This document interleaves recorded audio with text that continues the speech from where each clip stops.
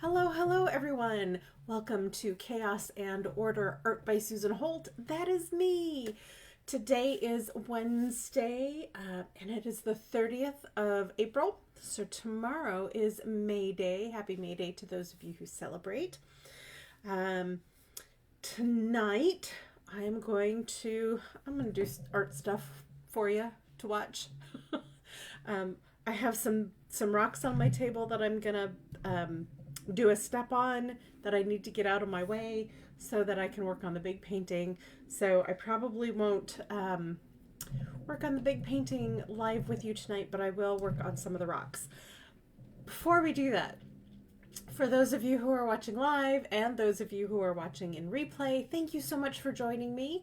For those of you watching in replay, go ahead and put hashtag replay down in the comments for me so I know you stopped by. And for everybody, of course, thumbs up, little heart emojis, all that kind of good stuff. I absolutely love seeing those fly by on the screen. Getting my computer up and running right now so I know that I can hear myself. I know that you can hear me. So give me just one moment here. And of course, if you have any questions or comments, put them down in the comment section for me. I appreciate them very, very much. So let's go ahead and get started with the evening. I usually should. Oh, so I did a really cool painted rock yesterday, and I posted a picture of it, and I was going to show it to you here, but it's actually outside right now. I spray sealed it, so I will not show you that rock. Sorry. Yeah, but I have been also working on pendants. I can show you one of the pendants. We go. So this needs a so it has the paint blank, then it has resin, and then it has the bubbles on top of the resin, and now it needs another coat of resin. Oh, I see Melissa Ann is here. Hello, welcome.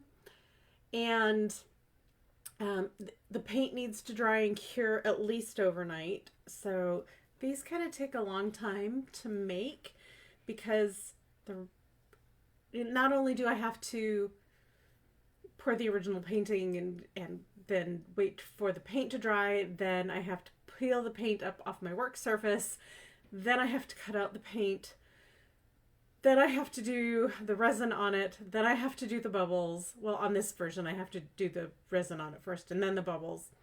And the bubbles are multiple step bubbles, as you know from watching me make these. And then I have to do more resin on top of it so that it seals everything in. I also have a version of this where I've just painted on straight onto the paint, the peeled up paint. So this one, when you look at it, I know I put the shadows in with the paint, but it does have a whole lot more depth between the painted bubbles and the paint surface because there is that little layer of resin in between. So these are really super 3D. Don't know if I'm done with this one yet, but got a bunch of them back there. Drying overnight. So let me go ahead and I'm going to turn the camera down to point to my work table. And you'll see I've got brand new rocks over here that have been painted that are ready to ready for their next step, ready to go for the next step. So that's what we're gonna do tonight. Let me get that closer. There you go. There we are. Okay. So I poured these. So when let me back up. Back up, brain, back up. When I create these painted rocks, I first apply a couple layers of gesso on the rocks, especially on a rock like this. I don't know if you can see, but it's quite textured. And after that, I do the pour painting. And this one, this one is so pretty. I don't know if you can see it, but it's got some glitter paint in it. The only safe glitter is encased in something else. And this is encased in paint. And it really does kind of show through. So I am so happy that there's little sparkles of glitter encased in the paint on this rock and most of these other rocks over here that I have for you as well. So the first step is gesso. The second step is doing the pour painting on the surface that I want to be the top of the rock. And then when these are dry, I get to flip them over. And then we're just going to put a little bit of acrylic paint on the bottom so that the gesso isn't the thing that is making the contact with the ground or the shelf or kind of whatever surface it gets set on. I'm going to pick off some of these little high points from the drips just so it'll lay down easier. I don't do this on all of my rocks, but on these big rocks I kind of like to smooth them out, get them out of my way. Okay. And yes, some of the gesso does come off with that, and that's fine. The gesso is really there to smooth out the surface on these rocks. It's not there to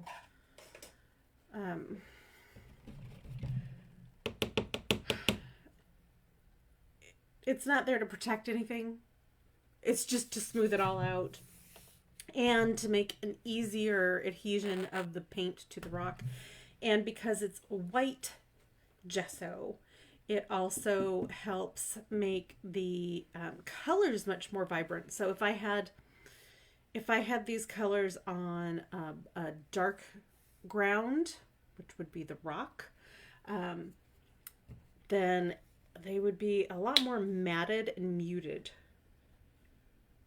And yes, I just put the paint right on the rock. No need to clean anything else up. I just take my brush. I'm going to work around the edges, and I want to cover the edges. And this is acrylic paint. The reason I cover the edges of the paint that's already on the rock is so no water can get in underneath when it sits on the ground. No moisture. Yes, this is a rock. I realize it's a rock, but it's now a work of art. So I'm going to treat it like a work of art.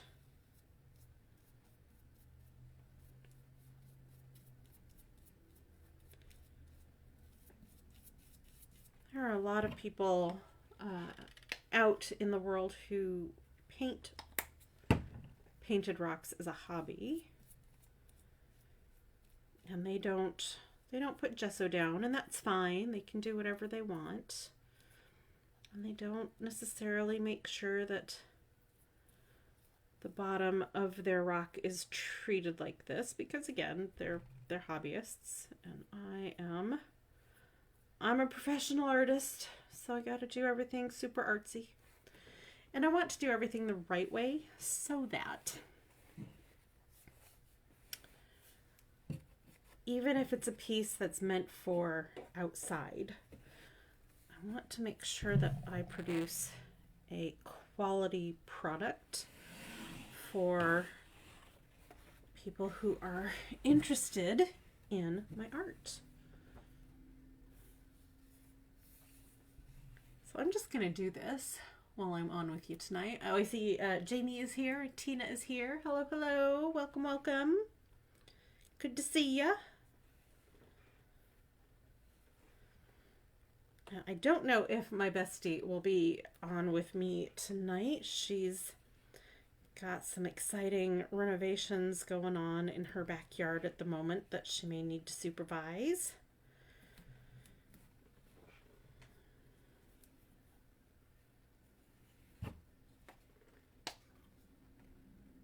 I don't know if hubby's on with me or not tonight yet. Don't think he is. He's had some very busy weeks the last few weeks with work.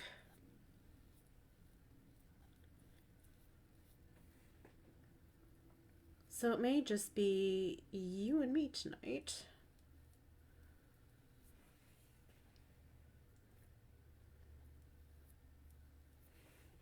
Believe me, that is not as romantic as it sounds.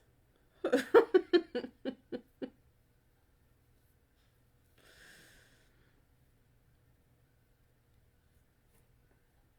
I'm glad you're here.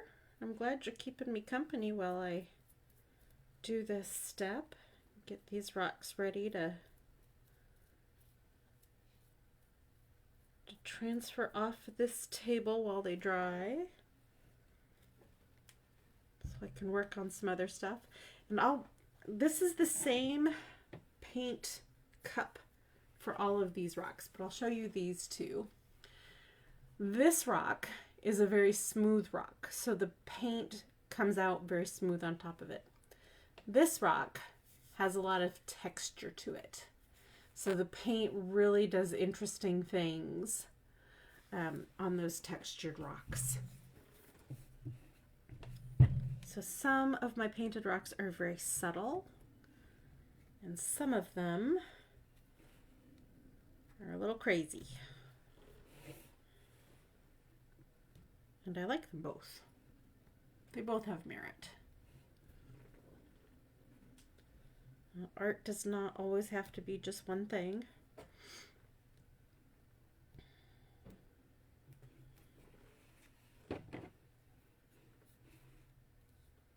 Art can be whatever the artist wants it to be.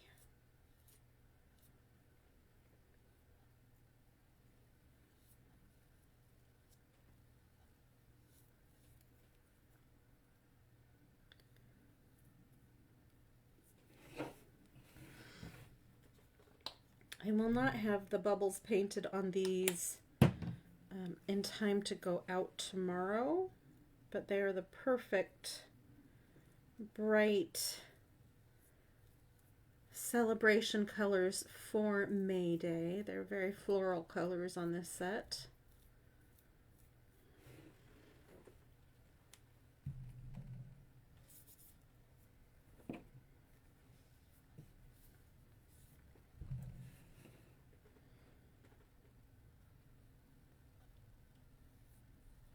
And this is how I work in batches for my painted rocks.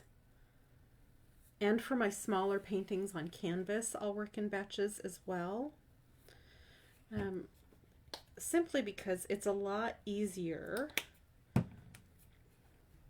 to work in batches for small paintings and small objects, because you don't have to start and stop, rinse your brushes. You can do one step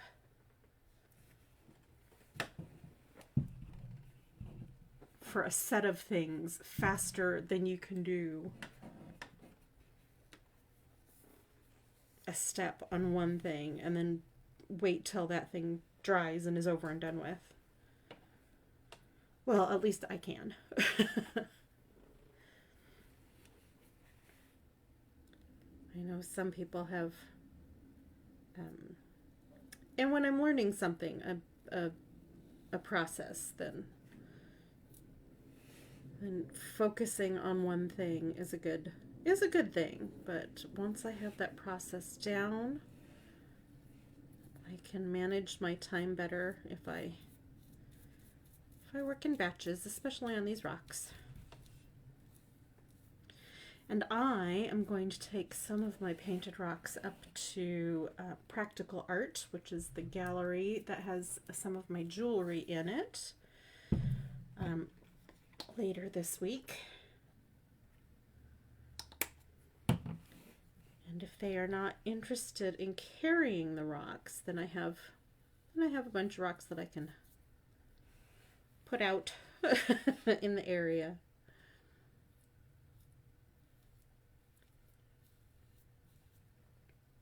And these painted rocks are not on my website, but if you want some or one, and you know exactly which one or ones you want, I will happily get them to you.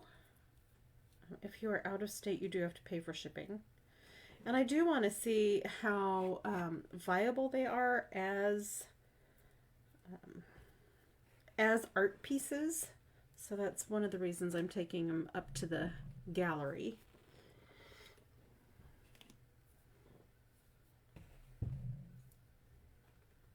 And Practical Art is not your typical gallery. So we'll see what they say. You get to go up and see one of the owners of the gallery. She and I have the same birthday, but many, many years apart. So she's my birthday twin. And we are two peas in a pod.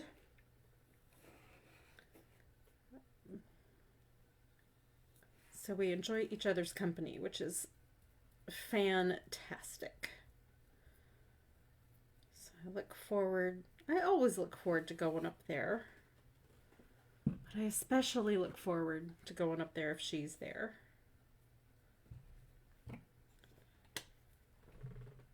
And any artist will tell you that their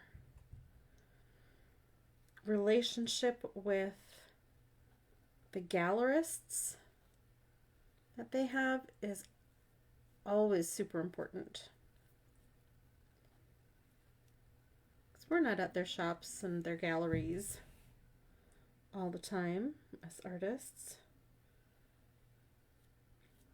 So when we are there, it's kind of special for everybody. So I know I'm going to have a good day tomorrow. Yay. At least I hope I'm going to have a good day tomorrow. We'll see what happens. But I am looking forward to seeing her.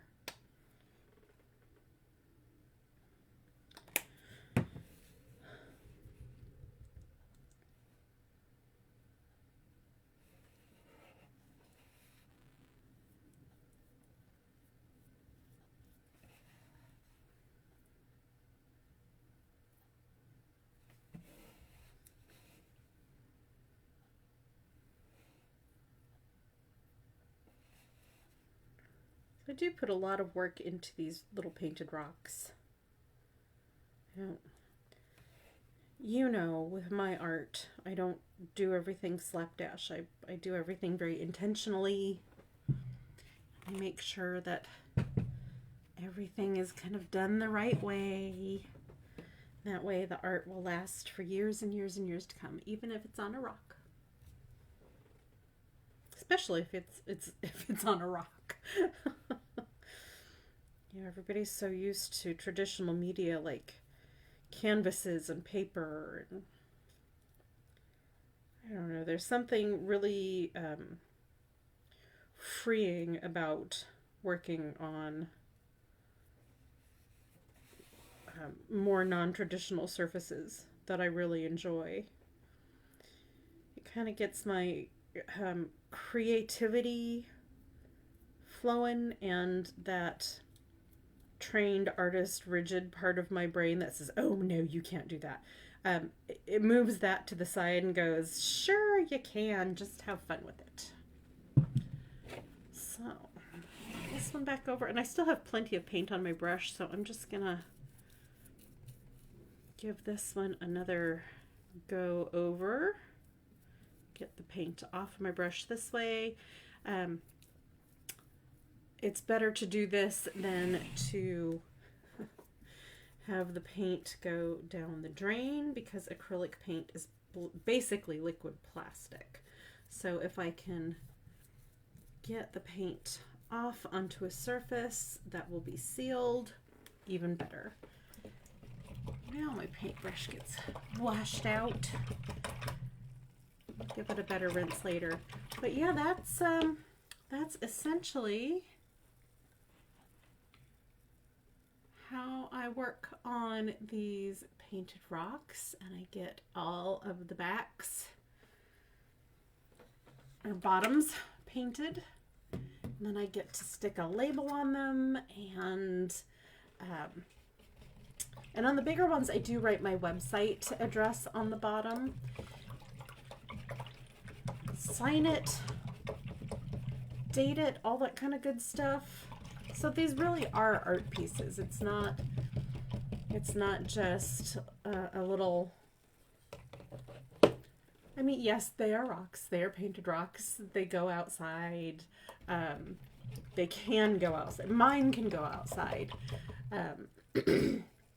I don't usually put the UV protective coating on this that I do my my actual paintings on canvas and canvas panel.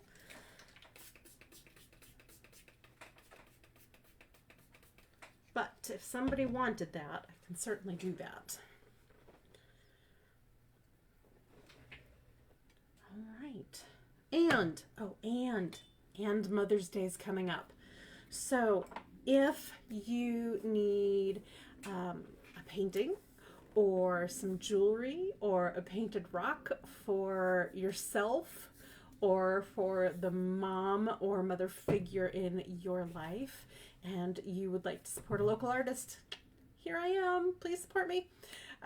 Go ahead and send me a message over in the private messages and or comment below so that I can send you a private message. And if you have my email address, go ahead and send me an email. You can also visit my website at www.saholtstudios.com. And for those of you watching on YouTube, like and subscribe. Thank you. So yeah, if you want to buy a piece of art from an independent artist, let me know. I'm your girl. Hit me up. I think that's going to be it for me tonight. I've already kept you for about 20 minutes, so I'll let you get on with your evenings. I hope you have a wonderful weekend and an artful rest of your week. And thank you so much for joining me right here on Chaos and Order, Art by Susan Holt. Have a good one. Bye.